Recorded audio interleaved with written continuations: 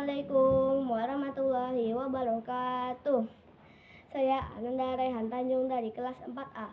Hari ini saya akan bercerita tentang peristiwa Nabi Muhammad hijrah ke Taif. Kekejaman kaum kafir Quraisy terhadap Nabi Muhammad semakin menjadi-jadi. Akibatnya Nabi Muhammad selalu disiksa oleh kafir Quraisy, termasuk kaum muslimin. Kemudian Nabi Muhammad memutuskan untuk hijrah ke Taif, yaitu negara yang subur. Kemudian Nabi Muhammad mengutus Zaid bin Haritsah untuk pergi dengannya. Kemudian Nabi Muhammad SAW pun pergi secara diam-diam. Setibanya di Taif, Nabi Muhammad bertemu dengan 3 pemimpin Bani Saqif, yaitu Abdul Yalil bin Amr, Mas'ud bin Ma'ar, dan Hubayb bin Amr. Nabi Muhammad meminta izin untuk menyebarkan dakwah Islam. Namun ketiga pemimpin Bani Saqif itu menolaknya dengan keras. Namun Nabi Muhammad tidak mudah putus asa. Beliau mengajak masyarakat Taif untuk memeluk agama Islam. Namun tidak didengarkan oleh masyarakat Taif. Bahkan perkataan Rasulullah pun tidak dianggap oleh penduduk Taif.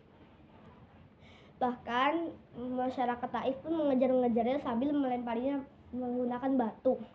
Lalu akibat lemparan batu itu, Nabi Muhammad terkena bagian badan dan kakinya sehingga terluka. Dan Zaid bin Haritsah pun mencoba melindunginya, namun ia juga terkena bagian kepala. Agar tidak dikejar oleh masyarakat Taif lagi, Nabi Muhammad masuk ke kebun anggur milik pemilik kebun. Dan masyarakat Taif pun berhenti mengejarnya. Pemilik kebun itu menyadari bahwa ada 2 orang di kebun anggur itu. Kemudian pemilik kebun itu menyuruh tukang kebun beragama Nasrani bernama Adas untuk memberikan anggur kepada Nabi Muhammad SAW. Adas pun mengirimkan beberapa anggur untuk Nabi Muhammad SAW. Sebelum memakan anggur itu, Nabi Muhammad mengucapkan Bismillahirrahmanirrahim. Adas pun heran mengapa Nabi Muhammad mengucapkan kata-kata seperti itu, padahal masyarakat Taif pun tidak ada yang pernah mengucapkan kata itu. Nabi Muhammad yakin bahwa Adas bukan dari daerah Taif. Kemudian Nabi Muhammad menanyakan di mana rumahnya. Dan Adas menjawab bahwa ia tinggal di tempat aslinya di Ninawa. Ninawa adalah negara yang ada seorang nabi yang soleh bernama Nabi Yunus alaihi salam. Nabi Muhammad pun menanyakan tentang Yunus putra Matius. Adas pun heran dan bertanya, mengapa Tuhan mengenal Yunus putra Matius? Nabi Muhammad menjawab, Yunus adalah saudaraku. Ia adalah nabi dan aku pun seorang nabi. Dan kemudian Nabi Muhammad membacakan ayat Al-Quran berisi tentang cerita Nabi Yunus. Adas pun terharu karena ajarannya sama dengan kitab-kitab terdahulu. Akhirnya Adas menyatakan keislamannya dengan secara langsung. Dan Nabi Muhammad pun akhirnya pulang ke Mekah dengan perasaan sedih karena masyarakat penduduk Taif tidak ada yang menerima dakwahnya. Di suatu tempat bernama Karnul Manazil, Allah mengutus malaikat Jibril untuk membalas dendam kepada masyarakat Taif.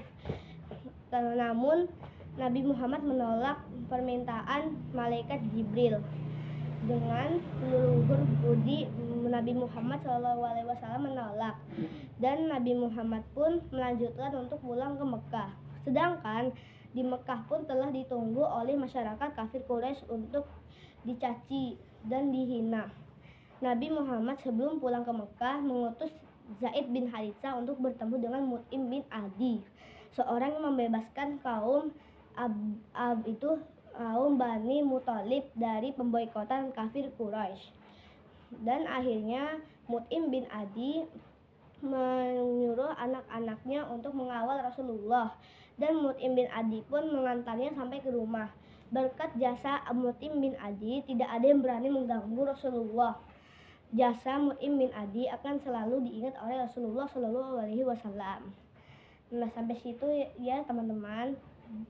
Semoga bermanfaat. Wassalamualaikum warahmatullahi wabarakatuh.